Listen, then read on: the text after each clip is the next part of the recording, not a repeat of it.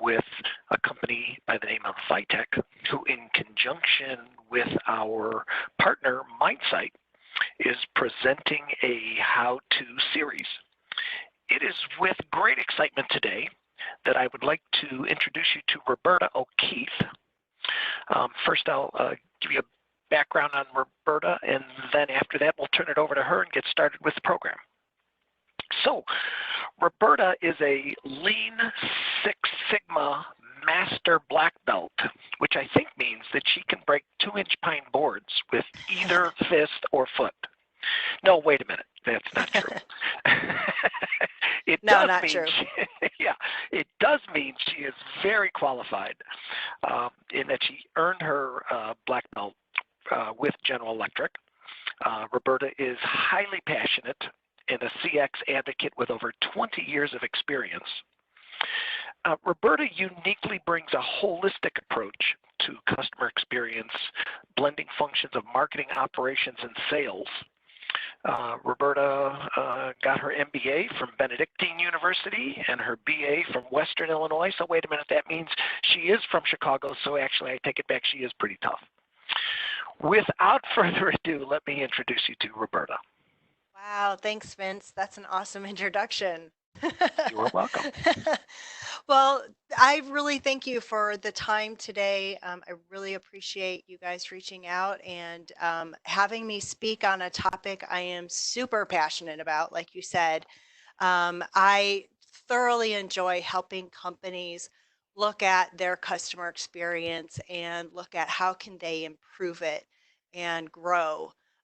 So many companies struggle with that. So I am just so happy to be in this space and use my experience to grow the further good of customer experience and evangelize about this. So today we're going to be talking a little bit about how do you build great customer experiences. And I'm going to start off talking a little bit about what makes companies that are out there known for their customer experiences. We're going to talk a little bit about some famous brands that everyone has probably interacted with at some point. And then I'll talk about 3 tools that I have used in my past that have helped build out customer experiences and help define what they are for companies. And then lastly, we'll go through 5 key must-haves or tactics that you can walk away from this call and use as a framework to go and evaluate your own company or your own department on customer experience. So with that, why don't we go ahead and start with, when you think about customer experience, there's some brands that come to mind. And the first 2 that come to my mind are these 2, Southwest Airlines and Chick-fil-A. And why do these come to my mind? Primarily because these 2 brands are really known for building a strong culture around empowering their employees to ensure that that customer is at the center of what they do. Few stories here. Southwest Airlines really focuses on ensuring that the travel experience is easy, somewhat fun, not stressful for their customers.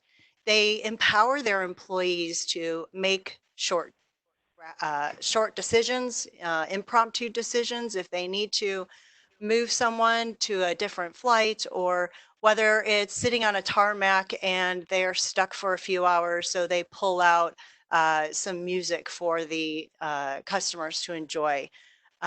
You also have some singing flight attendants if you happen to be lucky to be on one of those flights, where the flight attendants might make jokes about the safety procedures and or sing happy birthday for a special occasion.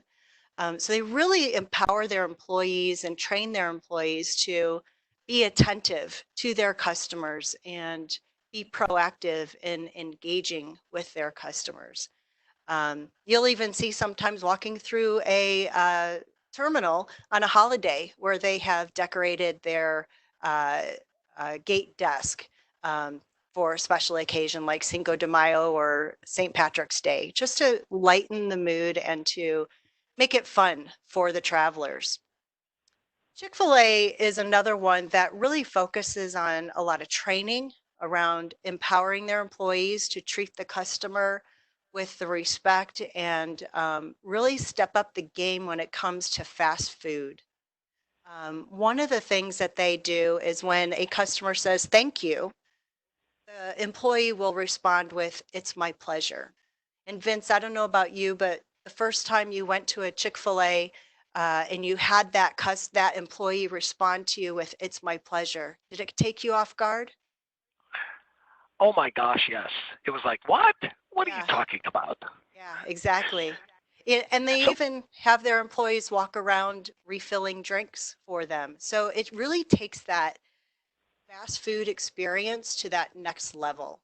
And they've set the yes. bar even higher. Roberta, a question comes to mind when I think about these organizations, Southwest with their, fun and relaxed and carefree kind of attitude, that maybe that's not the secret sauce of customer experience if you're in a hospital or critical care unit. How Sure. do you go about determining what is the right customer experience? It's a great question. So I think for most companies, you really have to first understand your culture and understand what are you trying to achieve for your customers and really define what that experience would look like. And we'll talk about some tools and how you can do that in a second. But it isn't the right secret sauce for every company. Each company has their own culture or has their own focus. And so that kind of leads me into the next couple brands that I'd like to talk about, and that's Starbucks and Ritz-Carlton. These two brands really focus on that personalization. How do you make the experience personal for that customer? And with Starbucks, they really hone in on understanding the customer's drink, try to remember what that customer's drink is next time you walk in, putting your name on the cup, and building a relationship with the customers that come in the door. And they really try to be a part of the community as well. So as some of the Starbuckses have community tables, so they encourage people to sit together and build that community and get to know people, get to know each other. So they really build that community feel by personalizing the experience. With Ritz-Carlton, they literally wrote the book, right, on the gold standard of customer service. And they focus on having that personal service to the customer or what they call the guest. Um, the housekeeper knows the guest by name, leaves cards, leaves mints, puts their name on the card so that the guest knows who their personal housekeeper is.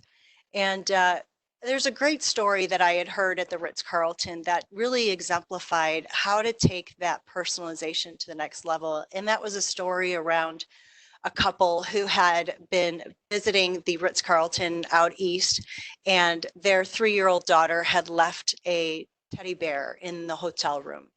And as you and I know, we travel a lot. And if you leave something in a hotel room, you'll never see it again, right? You could call up the hotel within 5 minutes of checking out and they'll say, yeah, we'll check into it. We'll fill out a form. We'll look for the item and we'll let you know. Oh yeah, Usually, it's as good as gone, right? That's exactly, gone, whatever it was. exactly. Yeah, exactly. But with the Ritz-Carlton, the couple ended up calling the Ritz-Carlton, telling them of their dilemma. And they said, don't worry about it. We'll find that teddy bear. We'll take care of it. Well, about 3 days later, a package arrives at the family's home.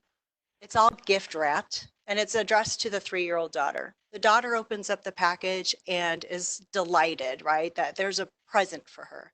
She opens up the package and there's her teddy bear.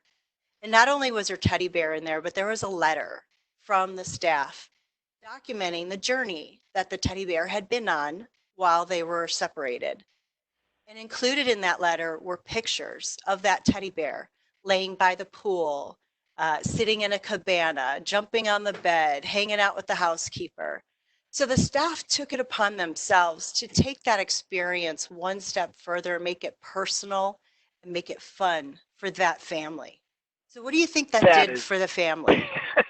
oh my gosh, that's just the coolest story. I Yeah, can only imagine the smiles it brought to their faces, and they'll probably never stay anywhere else again. absolutely. And not only that, they'll tell, hundreds of people, and we're still talking about it today, right? About that experience. So it's really taking that next level of experience up. So then there's three more brands I just want to touch on real shortly here, and that's Amazon, Apple, and Quick Trip. The thing that they have in most common is that they focus on ease of doing business, convenience, fast, really making it easy for customers to make returns on Amazon or walk into an Apple store and you deal with one person throughout the whole purchase journey. You don't have to stand in line to make a purchase. That person is standing there with an iPad taking your purchase right there at the door. Or even a Quick Trip where you walk into a Quick Trip, which is a local gas station convenience store in the Midwest and Southeast that focuses on saying hello to every customer that walks in the door, even if there's 10 people in line. And they run their credit cards through their credit card machine, and they have an agreement with their processor so that they don't have to wait for authorizations on credit cards so that that customer can get through the line quickly. So when you think about these brands, you've got culture, you've got personalization, and then you've got fast, easy, and convenience. These are just some themes that these businesses are focused on. It could be different for a hospital. It could be different for an insurance company. But your company has to kind of figure out what is it that you want your customers to experience, if that makes sense. So moving on to, oh, sorry, go ahead, Vince. I was just going to say, yeah, that makes sense. It sounds like it's also strategic in terms of the rest of the marketing all following around that, and this is something that they're leveraging to differentiate their organization from their competition. Absolutely. And it doesn't take much.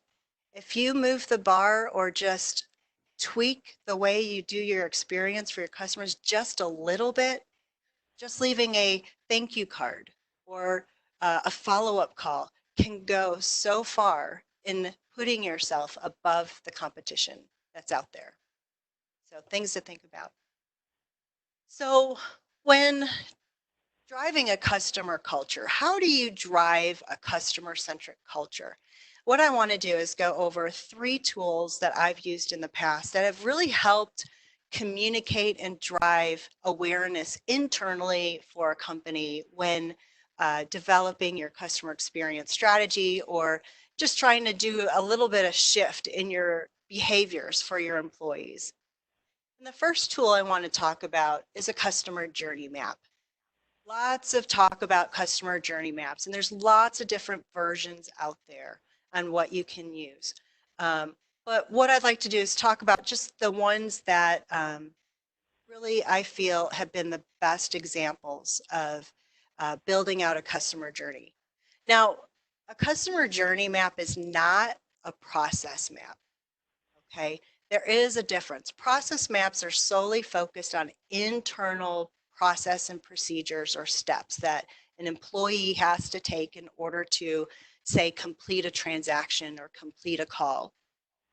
A journey map, you want to take and put the customer's hat on and step outside your role and step outside yourself and put yourself in the customer's shoes and start looking at what does the customer go through when doing business with you.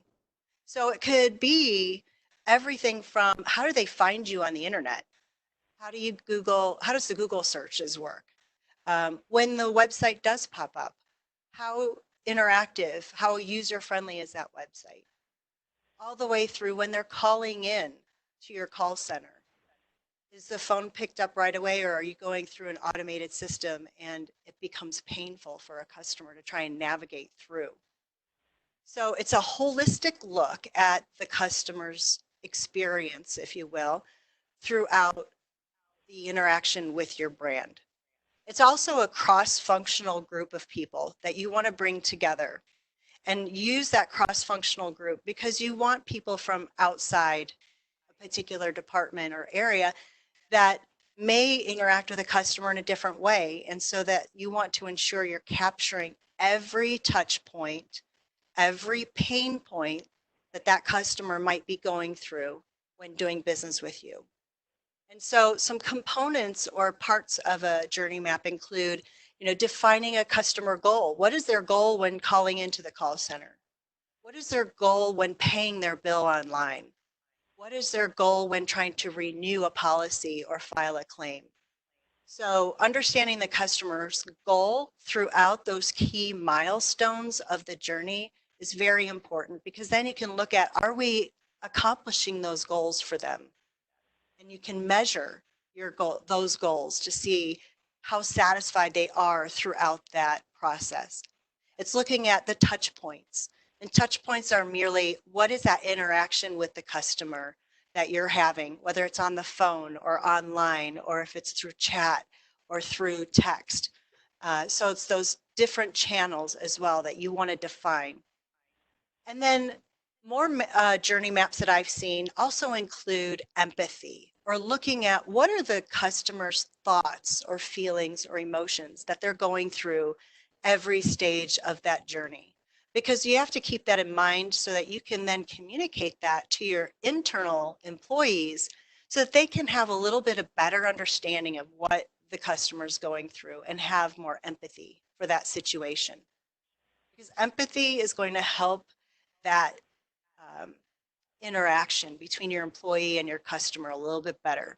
So if you're dealing with a frustrated customer, you can be able to help calm them down, maybe in a certain situation, or validate the feelings that they're going through during a tough time if they're calling in for, let's say, a medical claim or a life insurance claim. The other part is identifying pain points, making sure you know the pain points that that customer is going through. Because when you can identify what what step in that journey is causing a lot of friction for that customer, you can then lead that into driving continuous improvement projects, so that you can make that experience easier, faster, better, and more convenient for the customer.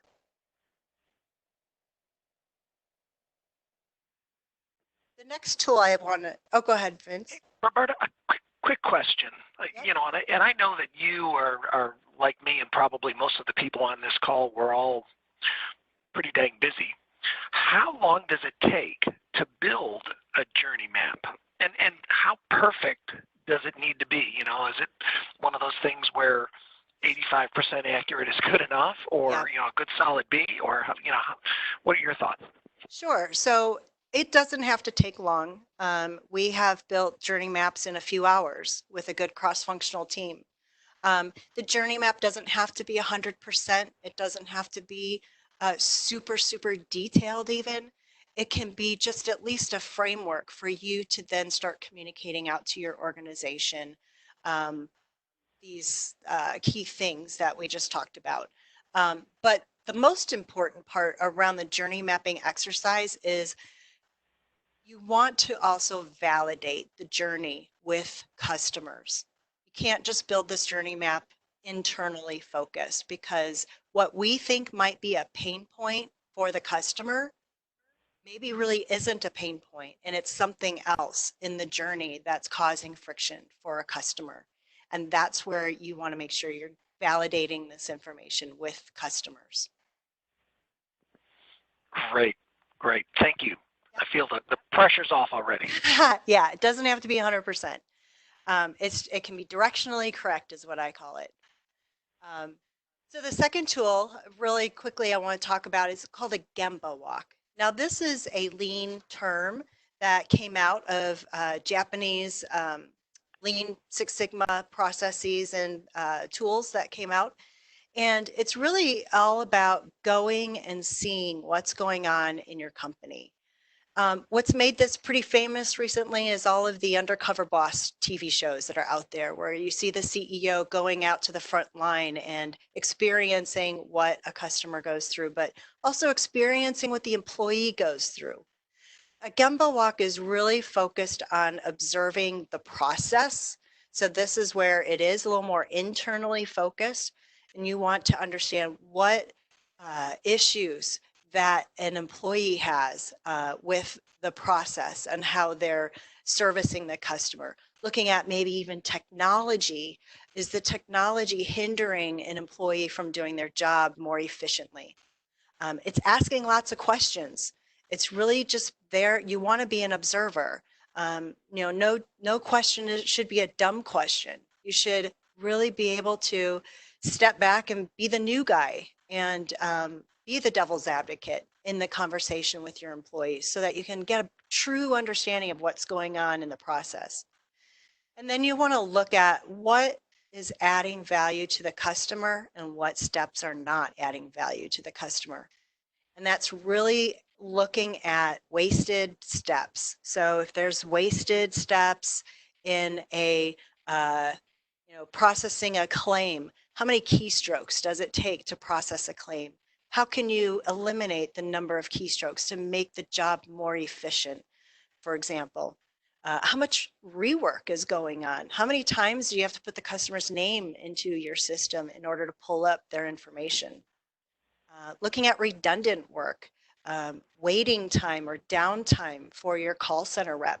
While they're sitting on downtime, is there other things that they could be doing to add value to your company? And then lastly, just being open to new ideas. Listen to your employees. They know what they could do to make things better. Besides the leadership team sitting, up on the third floor that is far removed from the front line. So taking time to really listen to employees and implement some of those strategies and changes right away as soon as you can. And try again. If it fails, try another way. It's the whole agile method as well. And then lastly, the last tool I just want to talk a little bit about is the day in the life. This is really about going out and understanding your customer, being a customer for a day. Have yourself become the customer. Call into your own 800 number and see how long it takes to get the phone to be answered. Really focus on putting that customer hat on and then really putting together a story. Storytelling can help visualize and show your company or your organization what the customers go through day in and day out. And here's just some examples of stories that have been told in a visual format. So really understanding that customer feedback. And you can get customer feedback through surveys and through online ways, but it means more when you're out there doing it and you're experiencing it yourself. So with that, let's lead into 5 tactics in delivering better experiences. I know we're getting a little short on time here, but I just want to share with you a framework. The 5 key must-haves. There's 5 key things that I think you can use when starting to look at your customer experience. The first one is knowing your customer. You really need to know what the customer's needs and wants are. That will help you set the expectations and the standard internally with your own employees on how you should take care of the customer. Secondly, listening to your customers. Getting customer feedback is critical in driving change. That feedback can help you build business cases, technology cases.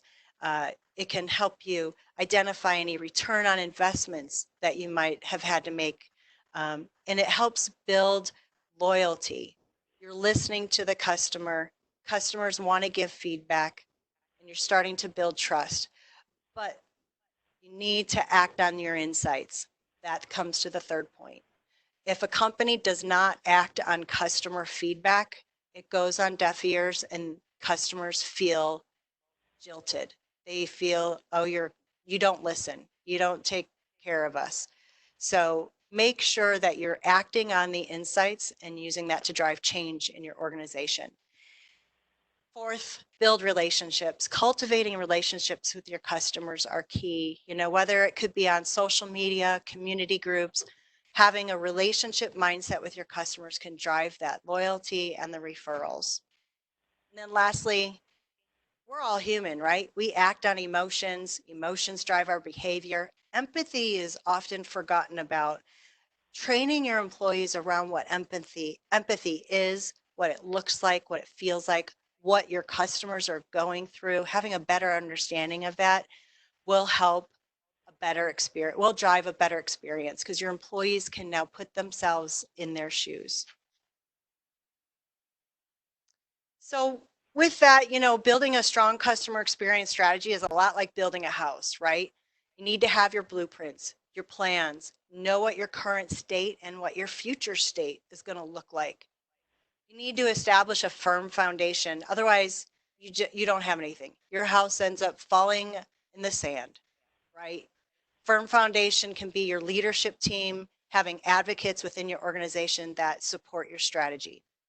Having the tools and materials necessary definitely help. You need to bring your employees along in the journey.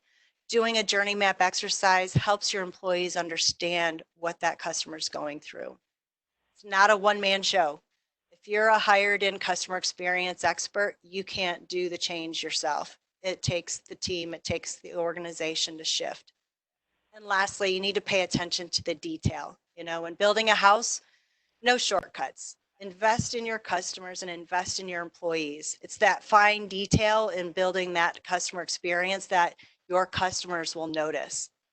And at the end of the day, your customer's experience is going to be beautiful, like this home. I love this picture of this home.